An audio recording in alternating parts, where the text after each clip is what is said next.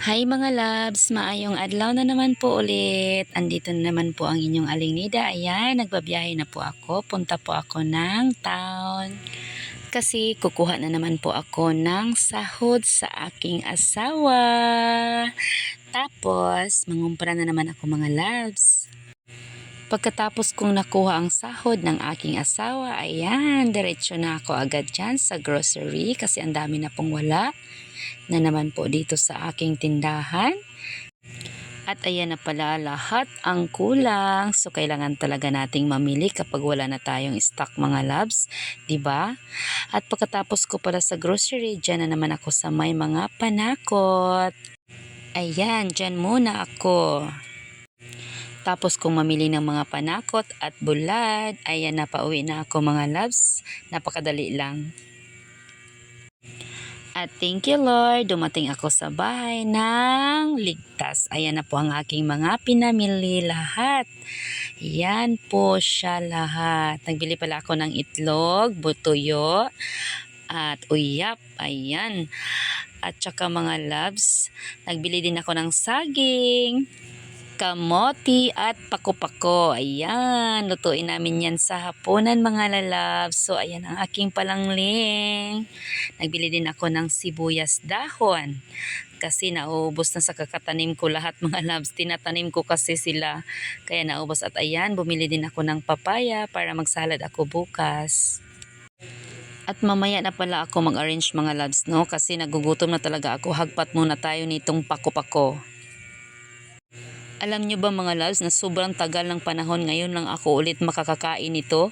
Kasi nung bata pa talaga ako nakakakain nito noon doon sa amin sa Bayog, sa Zamboanga del Sur mga loves. Kasi marami ito doon kasi malapit kami sa Suba. So sa Suba ito talaga tumutubo ang pako-pako. Pero kanina nung namili ako nakita ko ito doon sa merkado so bumili ako. Kasi gustong gusto ko talaga yan isalad mga loves. Kaya ayan patuloy lang ako sa paghagpat kasi isalad ko yan, masarap yan mga loves. Yung may ano ba, yung manamis-namis, may lagyan niyo siya ng sentral, suka, paminta, tapos yan lahat ng panakot, bombay, luya, at saka kamatis. Yun ang mga panakot na dapat yung ilagay. Napakasarap talaga niyan mga loves. Kaya nakakamiss talaga, oy. Alam nyo ba yun noon? Yan palagi ang aming inuulam doon sa amin kasi pag naglaba kami na napakadami yan doon sa tabi ng Suba. So kuha kami ng kuha niya. Napakasimple lang po talaga ang buhay namin doon sa probinsya namin noon mga loves, oy. Kasi napakaano lang ang ulam namin. Napakasimple lang talaga. Kahit ngayon. At ayan na siya. Timplahan ko na siya mga loves. Napakasarap po. Ayan na ang finished product. Grabe pagtikim ko ang sarap kaya. O ayan, may kanin na kakain na ako mga loves kasi mag-arrange pa ako at mang-repack. Ayan, kainan na. Thank you Lord sa mga blessings, sa palagi mong pagbibigay sa amin ng pagkain sa araw-araw. Maraming salamat po talaga.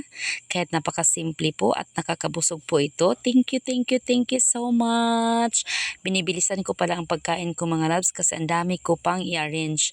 Ang dami ko pang isalin. So mag-repack pa din ako. So ganun talaga pag may tindahan ka mga loves, paulit-ulit talaga na gawain. Nakakasawa man pero kailangan mong gawin kasi yan ang buhay na meron ka. Pagkatapos ko palang naghapunan, ayan, sinimulan ko na ang aking gawain. So, sinimulan ko na ang pag-arrange. So, tinapos ko na lang yan mga loves kasi kanina nakapag-start na akong mag-arrange bago ako magluto. Kaso nga lang, nagugutom ako. Kaya huminto muna ako saglit at nagluto ng aking binili na pako-pako na napakasarap at busog na po ako niyan mga loves. Kaya kailangan ko nang mag-arrange. Tapusin ko talaga mga loves. Ganun ako pag namili. So thank you so much dahil nakuha ko ang sahod ng aking asawa.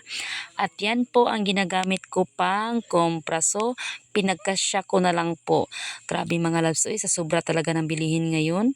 Napakaliit na mabili mo sa sa 5,000 mga loves. Ang liit lang talaga ng dala ko.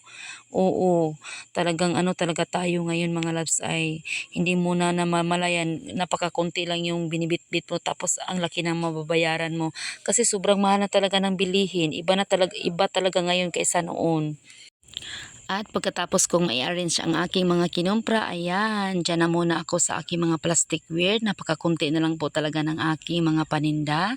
Hindi pa po ako namili kasi gusto ko ubus-ubusin lahat yan. So, mayroon pa talagang kunti mga naiwan, kaya i-arrange ko siya, no? Hindi ko yan na-arrange nung nanori kami nung Wednesday.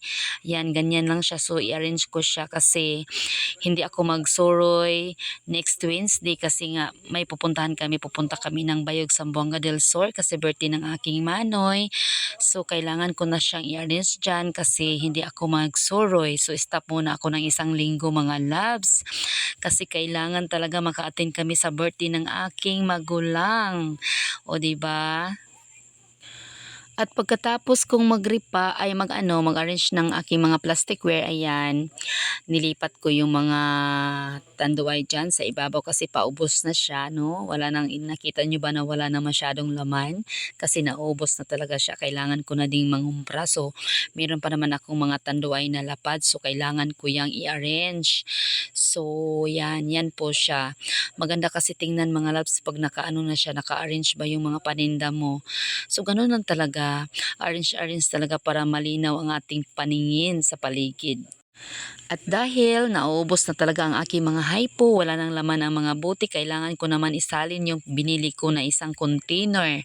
So ayan, kailangan mo namang isalin dyan kasi paubos na siya. Madami kasing bumibili kaya maganda talaga tingnan pag punong-puno yung mga buti, mga lalab. So ganun pa, iniikot-ikot ko na lang talaga ang aking paligid. Tadeng! Ayan na, maganda na siya tignan. Na-arrange ko na naman siya ulit. Kahit napakaliit lang ng aking tinda. Ayan. O, diba? Kaya maglinis-linis talaga tayo paminsan-minsan. At nakagawa na rin pala ako ng ice na tag 4 pesos kasi nag-defrost ako ng aming rip. Ayan po ang aking mga pinamili kanina. Nagbili ako ng saging, kamote at iba pa. Ayan, ayan. Natapos ko na pala silang i-arrange mga loves. So, 'di ba? Hindi pa napuno talaga ang aking tindahan. Napakaliit lang ng aking kinumpra mga lalabs. Kailangan talaga na malaking kapital. Kaya ayan na ang inyong alingnida. Patapos na po yan. Ayan. Thank you everyone sa patuloy niyong panonood ng aking video. So salamat po talaga sa mga nag-subscribe po sa aking YouTube. Thank you so much for watching. Bye-bye.